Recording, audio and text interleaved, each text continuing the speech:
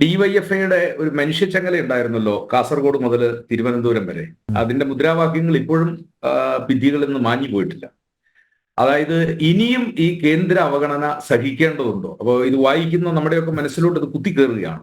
ഇനിയും ഈ കേന്ദ്ര അവഗണന നമ്മൾ സഹിക്കേണ്ടതുണ്ടോ എന്നുള്ളത്.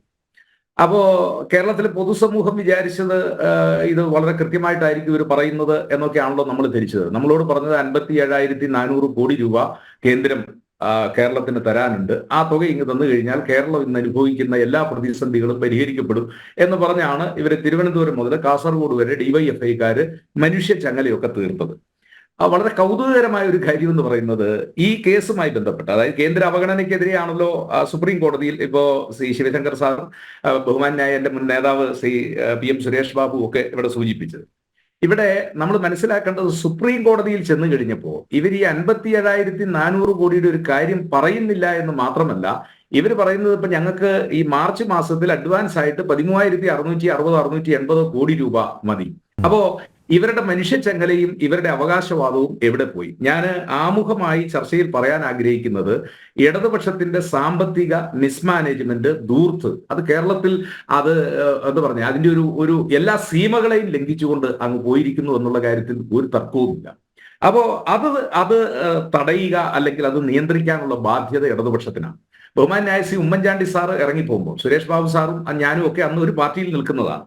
അന്ന് ഉമ്മൻചാണ്ടി സാർ ഇറങ്ങി പോകുമ്പോൾ കേരളത്തിന്റെ പൊതുകടം ഞങ്ങളൊക്കെ ഞങ്ങളുടെ പാർട്ടി ക്ലാസ്സുകളിലും ക്യാമ്പുകളിലും ഒക്കെ സുരേഷ് ബാബു ഉൾപ്പെടെയുള്ള നേതാക്കന്മാരും ഞങ്ങളൊക്കെ ഞങ്ങളുടെ അനുയായികളോട് പറയുന്നത് 1,75,000 കോടി രൂപയാണ് കേരളത്തിന്റെ പൊതുകടം. 1956 ഒന്നാമത്തെ ഗവൺമെന്റ് മുതൽ 2014 വരെ പോകുമ്പോൾ ഇപ്പോൾ അത് കേരളത്തിന്റെ പൊതുകടം എന്ന് പറയുന്നത് 4.05, അതായത് 4,05,000 കോടി രൂപ കേരളത്തിന്റെ പൊതുകടമായി മാറിയിരിക്കുന്നു എന്നുള്ളതാണ്.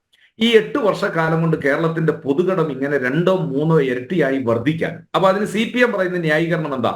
ഞങ്ങൾ എന്താ പറഞ്ഞ കേരളത്തിൽ വിവിധങ്ങളായ ഇൻവെസ്റ്റ്മെന്റുകൾ നടത്തിയിരിക്കുന്നു, നിർമ്മാണങ്ങളും അല്ലെങ്കിൽ വികസന പ്രവർത്തനങ്ങളും നടത്തിയിരിക്കുന്നു എന്നുള്ളതാണ്. കേരളത്തിന് അനിൽ നമ്പ്യാരെ എവിടെയാ പിഴച്ചത്? കേരളത്തിന് പിഴച്ചത് പല സാമ്പത്തിക വിദഗ്ധന്മാരും ചൂണ്ടിക്കാണിക്കുന്നതല്ലേ, ബജറ്റിന് പുറത്തു നിന്നുള്ള ഒരു വലിയ കടമെടുപ്പ് കേരളത്തിൽ. Kerala infrastructure investment fund board എന്ന് നമ്മുടെ പത്തനംതിട്ടയിൽ ഇപ്പോൾ മത്സരിക്കുന്ന ബുദ്ധിജീവി ഡോക്ടർ തോമസ് ഐസക് അദ്ദേഹം അതിന് പേരിട്ടുകൊണ്ട് നടത്തി ഏതാണ്ട് 65,000 കോടി രൂപയാണ് ബജറ്റിന് വെളിയിൽ നിന്ന് കടമെടുത്തിരിക്കുന്നത്. ഇവിടെ ഞാൻ വ്യക്തിപരമായി നിർമ്മലാ സീതാരാമന്റെ അഭിപ്രായത്തോട്, രാഷ്ട്രീയമായിട്ട് അവരുമായിട്ടുള്ള അഭിപ്രായ വ്യത്യാസങ്ങളൊക്കെ നിലനിർത്തുമ്പോഴും അവർ പറഞ്ഞ ഒരു കാര്യത്തെ അത് കൃത്യമായി ചൂണ്ടിക്കാണിക്കാതിരിക്കാൻ പറ്റത്തില്ല. കാരണം അസംബ്ലിയിൽ അംഗീകാരമില്ലാതെ, ഗവൺമെന്റിന്റെ ഭരണ നേതൃത്വത്തിന്റെ അംഗീകാരമില്ലാതെ ഇങ്ങനെ തുകകൾ വാങ്ങിക്കൂട്ടിയാൽ ഇത് എവിടെ നിന്ന് തിരിച്ചു കൊടുക്കും? അതല്ലേ നിങ്ങൾ പറയുന്നത്? എനിക്ക് എന്റെ ഒരു വരുമാനത്തിൽ നിന്നുകൊണ്ടല്ലേ എനിക്ക് കടം മേടിക്കാനായിട്ട് പറ്റത്തുള്ളൂ. അതല്ല ഞാൻ ആ നാട്ടിൽ അറിയപ്പെടുന്നവനായതുകൊണ്ട് എല്ലാവരുടെ അടുത്ത് നിന്ന് എനിക്ക് കടം മേടിക്കാം, എന്റെ വരുമാനത്തിന്റെ പുറത്തു നിന്ന് കടം മേടിക്കാം. ആ കടം മേടിക്കലല്ലേ യഥാർത്ഥത്തിൽ കേരളത്തെ ഇന്ന് ഈ ദുരന്തത്തിൽ എത്തിച്ചിരിക്കുന്നത് എന്ന് ചോദിച്ചാൽ അത് വളരെ കൃത്യമാണ്. കേന്ദ്രം അവഗണിക്കുന്നു. ആ അവഗണനയെ കുറിച്ചൊക്കെ കോൺഗ്രസിന് അതിൻ്റെതായ, UDFന് അതിൻ്റെതായ വ്യക്തമായ നിലപാടുകളും അഭിപ്രായങ്ങളും ഒക്കെ ഉണ്ട്. പക്ഷേ ഇവിടെ പ്രധാനമായിട്ടും ചൂണ്ടിക്കാണിക്കേണ്ടത് ഈ ഗവൺമെന്റിന്റെ ധനകാര്യ മിസ്മാനേജ്മെന്റ്. നമുക്കറിയാം, ലണ്ടൻ സ്റ്റോക്ക് എക്സ്ചേഞ്ചിൽ പോയി മണിയടിച്ച് ഇതിനെ കോട്ട് ചെയ്യുന്ന ഡിബഞ്ചർ കോട്ട് ചെയ്യുമ്പോൾ ലോക രാഷ്ട്രങ്ങൾ തമ്മിലുള്ള ഇടപാടുകളുടെ, ഇപ്പോ നമ്മളെല്ലാം പൊതുപ്രവർത്തകരായതുകൊണ്ട് അറിയാം, ഇപ്പം ജപ്പാൻ കുടിവെള്ള പദ്ധതിക്ക് നമ്മൾ പണം കടമെടുത്തിരിക്കുന്നു. അതുപോലെ തന്നെ മെട്രോ റെയിൽ ഫ്രാൻസ് ഗവൺമെന്റിന്റെ വായ്പയാണ് എടുത്തിരിക്കുന്നത്. അങ്ങനെ പല രാജ്യത്തു നിന്നും വായ്പ എടുക്കുന്നു. ആ വായ്പകളുടെ ഒക്കെ പലിശ എന്ന് പറയുന്നത് പരമാവധി പോയാൽ 3 to 3.5, 3-3.5%.